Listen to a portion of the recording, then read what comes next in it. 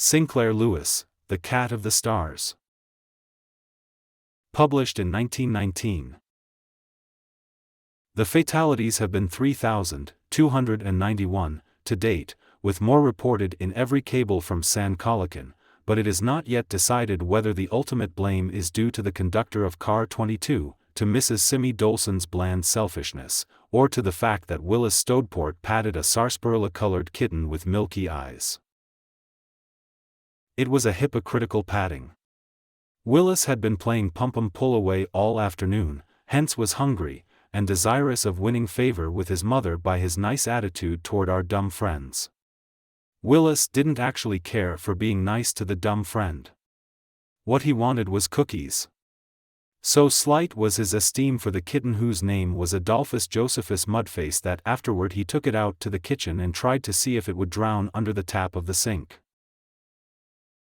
Yet such is the strange and delicate balance of nature, with the lightest tremor in the dream of a terrestrial baby affecting the course of suns 10 million light-years away, that the patting of Adolphus Josephus Mudface has started a vicious series of events that will be felt forever in star beyond mounting star. The death of exiled Napoleon made a few old men stop to scratch their heads and dream. The fall of Carthage gave cheap bricks to builders of dumpy huts. But the false deed of Willis Stodeport has changed history. Mrs. Simi Dolson was making an afternoon call upon the mother of this portentous but tow-headed Willis, who resides upon Scrimmen Street, in the middle western city of Vernon. The two matrons had discussed the price of butter, the iniquities of the fluffy-headed new teacher in Public School 17, and the idiocy of these new theories about bringing up young ones. Mrs. Dolson was keeping an ear on the car line, for the Oakdale cars run only once in 18 minutes, and if she missed the next one she would be too late to prepare supper. Just as she heard it coming, and seized her hat, she saw young Willis edge into the room and stoop to pat the somnolent Adolphus Josephus Mudface. With a hatpin half inserted, Mrs. Dolson crooned, "My, what a dear boy. Now isn't that sweet?" Willis's mother forgot that she had intended to have words with her offspring in the matter of the missing knob of the flour bin. She beamed, and to Willis she gurgled, "Do you like the kitty, dearie?" "Yes, I love our kitty. Can I have a cookie?" Young Machiavelli hastened to get in, and Aldebaran, the Crimson Star, throbbed with premonition. "Now isn't that sweet?" Mrs. Dolson repeated, then remembered her car and galloped away. She had been so delayed by the admiration of daily deeds of kindness that when she reached the corner the Oakdale car was just passing. It was crowded with tired business men in a fret to get home to the outskirts of Vernon, but Mrs. Simi Dolson was one of those plump, amiably selfish souls who would keep a whole city waiting while she bought canary seed. She waved at the car and made deceptive motions of frantic running.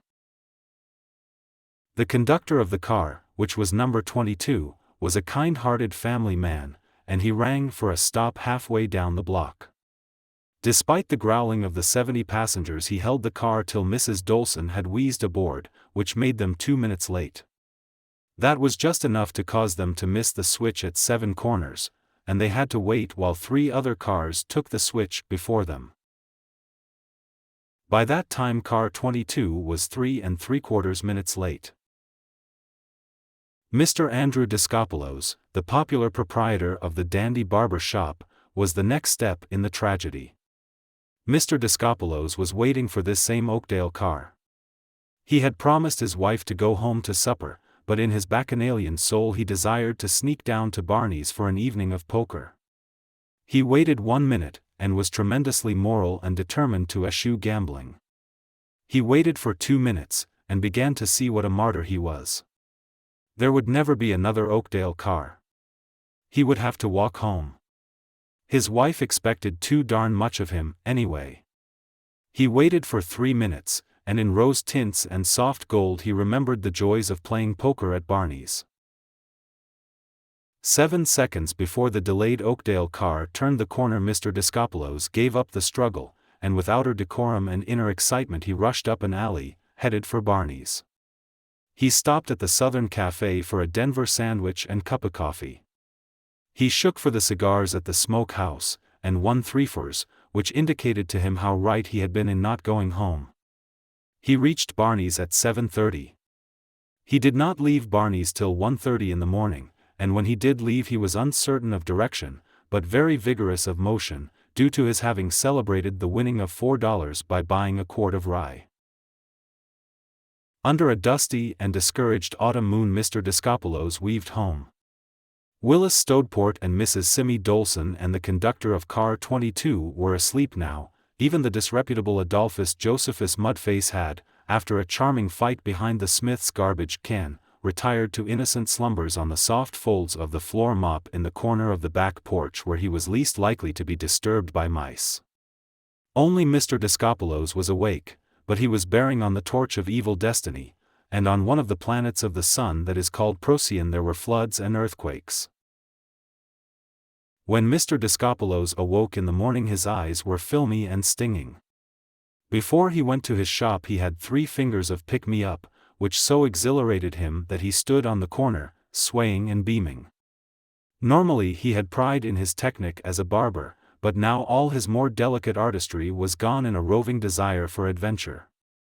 With a professional eye he noted the haircut of a tough young man loafing in front of the drugstore. It was a high haircut, leaving the neck and the back of the head bald clear up to the crown. Be a joke on some fellow to cut his hair that way, giggled Mr. Descopolos. It was the first time in a year that he had needed, or taken, a drink before afternoon. Chuckling fate sent to him the next torchbearer, Mr. Palmer McGee. Palmer McGee was one of Vernon's most promising young men. He lived at the University Club, he had 2 suits of evening clothes, and he was assistant to the president of the M&D.R.R.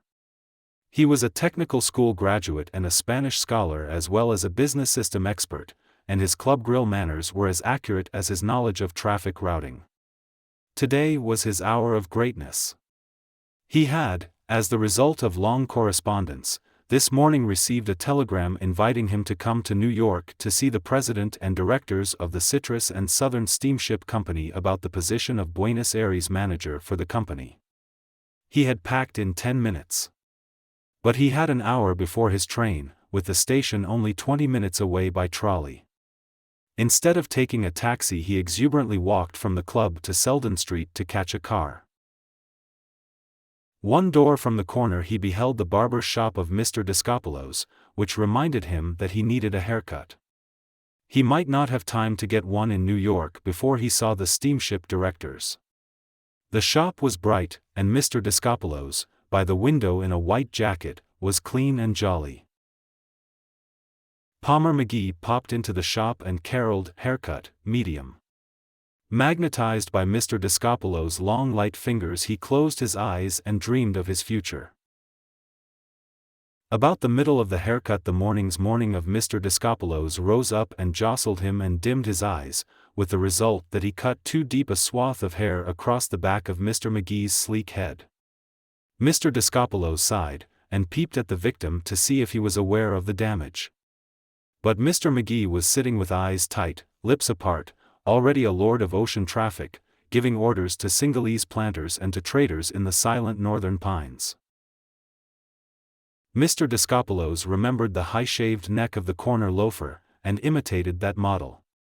He ruthlessly concealed the too deep slash by almost denuding the back of Mr. McGee's head. That erstwhile polite neck stood out as bare as an ostrich. Being an artist, Mr. Descopolos had to keep the symmetry, the rhythm, correct, so he balanced the back by also removing too much hair from in front from above Mr. McGee's Ulentian ears. When the experiment was complete, Mr. McGee looked like a bald young man with a small wig riding atop his head. He looked like a wren's nest on top of a clothes pole. He looked painstakingly and scientifically skinned. At least it was thus that he saw himself in the barber's mirror when he opened his eyes. He called on a number of deities. He said he wanted to assassinate Mr. Descopolos. But he hadn't time for this work of mercy. He had to catch his train. He took his maltreated head into a taxi, feeling shamefully that the taxi driver was snickering at his haircut. Left behind, untipped and much berated, Mr. Descopolos grumbled, "I did take off a little too much, but rats, he'll be all right in couple of weeks." "What's couple of weeks? Believe I'll go get a drink." Thus, as ignorant as they of taking any part in a progressive tragedy, Mr. Descopolos joined Willis Stodeport, Adolphus Josephus, Mrs. Dolson and the too generous conductor of car 22, in the darkness of unimportance, while Palmer McGee was on the Pullman and extremely wretched. He fancied that everyone from the porter to the silken girl across the aisle was snickering at his eccentric coiffure. To Mr. McGee, queerness of collar or hair or slang was more wicked than murder. He had rigidly trained himself to standards in everything. There were, for example, only 3 brands of whiskey on which a gentleman could decently get edged. He was the most dependable young man in the general offices of the M&D&R, and before that he had been so correctly pleasant to the right fellows and so correctly aloof with the wrong fellows, so agreeably pipe-smoking and laudatory of athletics, that he had made both junior and senior societies at Yale. He had had no experience to teach him to bear up under this utter disgrace of a variation from the standard of haircutting. As the train relentlessly bore him on toward New York, he now and then accumulated courage to believe that his haircut couldn't be so bad as he knew it was. He would stroll with noble casualness into the smoking compartment, and the instant it was free of other passengers he would dart at the mirror. Each time he made the same quaking discovery that he was even more ridiculous than he remembered. By day, trying to read or scan the scenery or impress fellow smokers, by night, folded in his swaying berth, he could think of nothing else. He read only one paragraph of the weighty book which all persons carry on all Pullmans in the hope that they will be forced to finish it because they have nothing else to read. He grew more and more sensitive. Every time he heard a laugh he was sure that it was directed at him, and because he so uncomfortably looked away from the absent-minded gaze of fellow passengers he made them gaze the harder. The beautiful self-confidence which had always concealed Mr. McGee's slight defects from himself and had helped him to rise to the position of assistant to the railroad president was torn away, and he began to doubt himself, began to feel that others must doubt him. When he finally crept up the cement incline in the New York station, after a writhing glance at the redcaps, to see if New Yorkers would notice his ludicrousness as much as people had on the way through, he wondered if he could not return to Vernon and wire the steamship directors that he was ill. He was not exaggerating about the importance of this trip to New York. The directors of the Citrus and Southern Line really were waiting for him. They needed him. It is a curious fact of psychological economics that there are almost as many large employers waiting and praying for the chance to pay tens of thousands a year to dependable young men as there are dependable young men waiting and praying for the chance to earn $1,000 a year. The president of the Citrus and Southern, the poachy blob-nosed dean of South American and West Indian shipping, had been in the hospital for 6 months, after peritonitis. From his bed he had vaguely directed the policies of the company. Things had run well enough, with the old clerks working mechanically. But a crisis had come. The company had either to expand or break. The Green Feather Line, weary of litigation, wanted to sell all its ships to the Citrus and Southern, which if it bought them might double its business. If some other company bought them and vigorously increased competition, the Citrus and Southern might be ruined. The Citrus and Southern held a 5-month option. By the end of that period they hoped to have found the man who could connect the sick president's brain with the general office's body, and they believed that in Palmer McGee they had found that man. McGee did not know how carefully he had been watched. He had never met one of the directors or officers of the Citrus and Southern, had never seen one of them, and their correspondence had been polite but not exciting. But the 2 suave gentlemen who had been poking about Vernon lately had been commercial secret agents of the Titanic Rating and Credit Company, and they knew all about McGee, from the number of drinks he had at the club to the amount of his bank account and his manner of listening to the stories of the chief shippers of the M&D&R. The Citrus and Southern chiefs were certain that they had found their man. McGee was to be sent to Buenos Aires, but only on test. If he was as good as they thought, he would in 3 months be brought back as vice president at a salary nearly 4 times as large as the one he had received in Vernon. In this crisis they had the generosity of despair. They were to meet McGee in the president's suite at the hospital at 4:30, and the train got in at 3:15. McGee went to a hotel, and sat still, scared, looking at himself in a dressing-table mirror. He became momently more rustic, more tough, more skinned and awkward in his own eyes. He called up the hospital, got the president. This is McGee. I'm coming right over, he quavered. Huh. That fellow sounds kind of light-waisted. Not much self-confidence, complained the president to his old friend, the chairman of the board of directors. Here, prop me up, Billy. We must give him a thorough look over. Can't take any chances. The note of doubt was a germ which instantly infected the chairman. That's too bad. The rating and credit people reported he was a find. But still, of course. When Palmer McGee faced the president, the first vice president and a committee of 4 directors, 3 of the 6 had already turned from welcoming eagerness to stilly doubt. He felt that doubt. But he interpreted it thus. They think I'm a complete boob to have a haircut like this. Think I don't know any better. And I can't explain. Mustn't admit that I know there's anything wrong, mustn't admit I was an easy mark and let a drunken barber carve me up. He was so busy with these corroding reflections that he did not quite catch the sharp question which the president fired at him. McGee, what's your opinion of the future of the competition between Australian wheat and the Argentine crop? I didn't quite understand you, sir, lamented poor McGee, victim of the cat of the trembling stars. The president thought to himself, if he can't get as dead simple a question as that, wonder if the first vice president wouldn't do, after all? No. Too old fogyish. While he meditated, he was repeating the query without much interest, and without interest he heard McGee's thorough but shaky answer.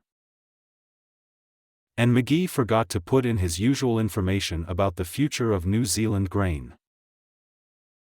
2 hours later the president and directors decided that McGee wouldn't quite do, which meant that he wouldn't do at all, and they wearily began to talk of other candidates for the position. None of the others were satisfactory. 4 months later they decided that they would have to go slow, wait for the president to recover. They could find no one adaptable enough to coordinate the president and the working management. So they gave up their option on the steamers of the Green Feather Line. The best of the jest was that Palmer McGee had looked rather well in his flippant haircut. Because the Chapel Street barber had started cutting his hair a certain length when he had been a freshman in Yale, he had kept up that mode, which was respectable but dull. But the semi-shave had brought out his energetic neck muscles. Never had he looked so taut and trim. Though dozens of people between the Vernon barber shop and the New York hospital had noticed his uneasiness, none of them had considered his coiffure queer. They had merely wondered whether he was an embezzler or a forger. McGee returned to Vernon broken, and General Correos y Dulce, ex-president of the Central American Republic of San Colocan, entered the train of victims of Willis Stodeport, of Scrimmen Street. The general had colonized Inez Island, lying off the coast of San Colocan.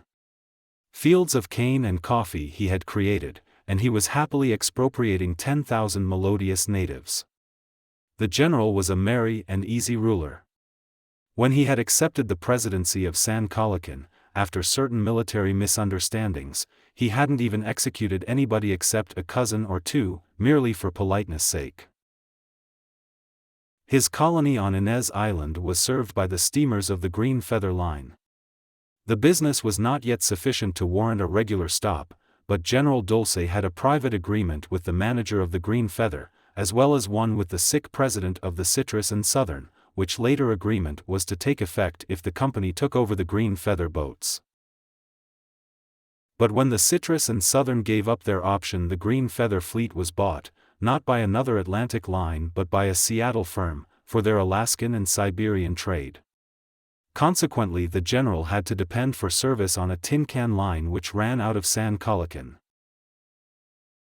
The owner of that line hated the general, had hated him when the general had been president, and had added to that hate with every meditative gin Ricky he had sipped in the long years since. The general's fruit spoiled aboard the creaky old steamers, it was always too late to catch the boat north. His coffee was drenched, and his sugar short weight.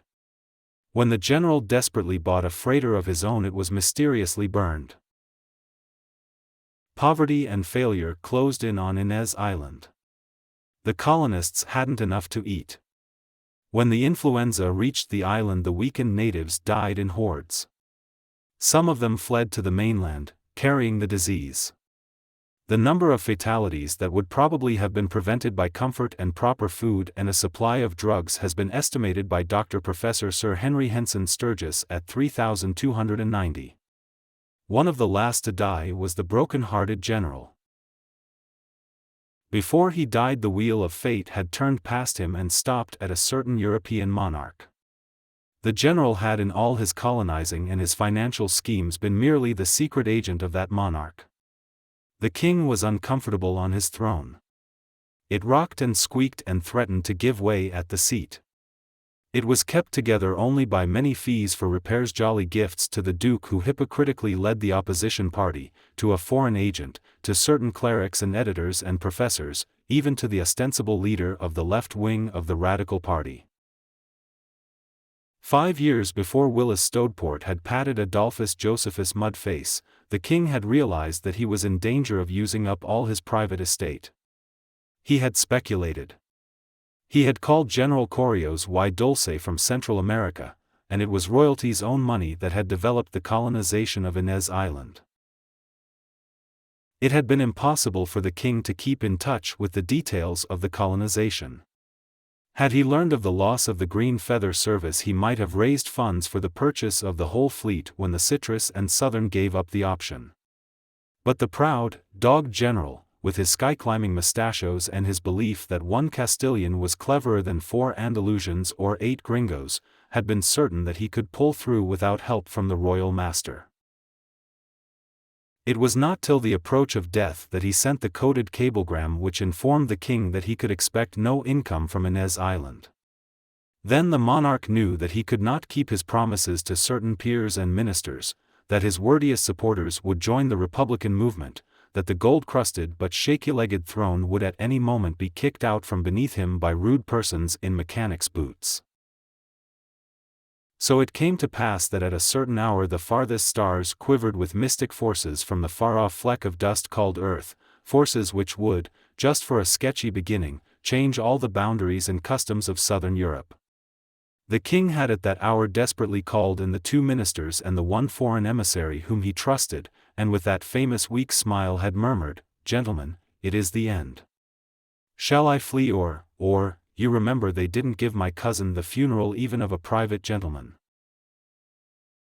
At that hour, in a hovel in the Jamaica Negro quarter of the capital of San Colican, General Correos y Dulce, friend of composers and masters of science, was dying of nothing at all but sick hope and coldly creeping fear, and a belief that he had pneumonia. 1,000 and more miles away, the president of the Citrus and Southern Steamship Company was writing his resignation. His old friend, the chairman of the board of directors, again begged, "But this means the ruin of the company, Ben. We can't go on without you." "I know, Billy," the president sighed, "but I'm all in. If we could have found someone to carry out my ideas, I could have pulled through and the company could have. Shame we were fooled about that McGee fellow. If we hadn't wasted so much time looking him over, we might have had time to find the right man, and he'd have taken enough worry off my shoulders so that, well, I'll about pass out in 3 months, I reckon, old man. Let's have one more go at pinochle. I have a hunch I'm going to get double pinochle." About half an hour after that, and half a continent away, Palmer McGee left the home of the president of the M&D. He walked as one dreaming. The railroad president had said, "I don't know what the trouble is, my boy, but you haven't been worth a hang for quite a while now. And you're drinking too much. Better go off someplace and get hold of yourself."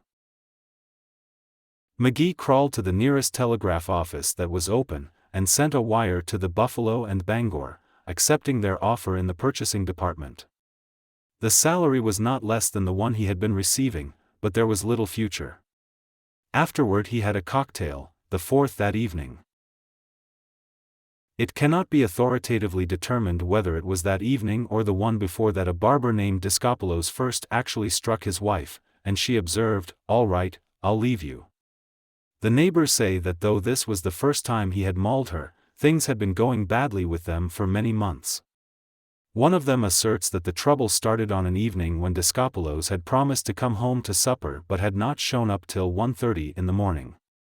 It seems that, though he had forgotten it, this had been her birthday, and she, poor mouse, had prepared a feast for them. But it is certainly known that at the same hour on the same evening there was much peace and much study of the newspaper comics in the house of the Stodeports on Scrimmen Street. Willis stooped to pull the tail of Adolphus Josephus Mudface, now a half-grown cat. Mrs. Stodeport complained, "Now, Willie, do let that cat alone. He might scratch you, and you'll get fleas and things. No telling what all might happen if you go patting and fooling with." Mr. Stodeport yawningly interrupted, "Oh, let the child alone. Way you go on, might think something dreadful would happen, just because he strokes a cat. I suppose probably he might get one of these germs, and spread it, and before he got through with it, maybe be the cause of 2-3 people taking sick. Ha, ha, ha. Or maybe he might make somebody rob a bank or something just awful. Ha, ha, ha. You better hold in your imagination, Mama. Well." Mr. Stodeport yawned, and put the cat out, and yawned, and wound the clock, and yawned, and went up to bed, still chuckling over his fancy about Willis having a mysterious effect on persons 5 or 6 blocks away.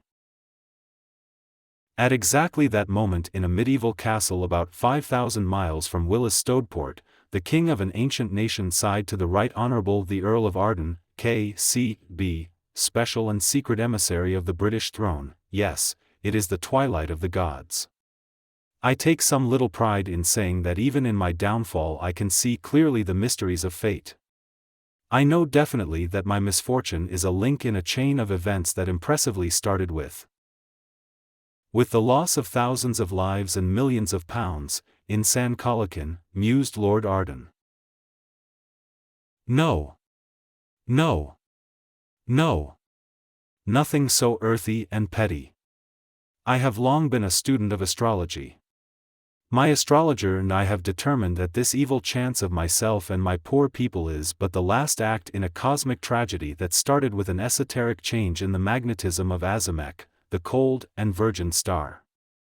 At least it is comforting to know that my sorrows originated in nothing trivial, but have been willed by the brooding stars in the farthest abysses of eternal night, and that. Oh, yes. Yes, I see, said the Earl of Arden.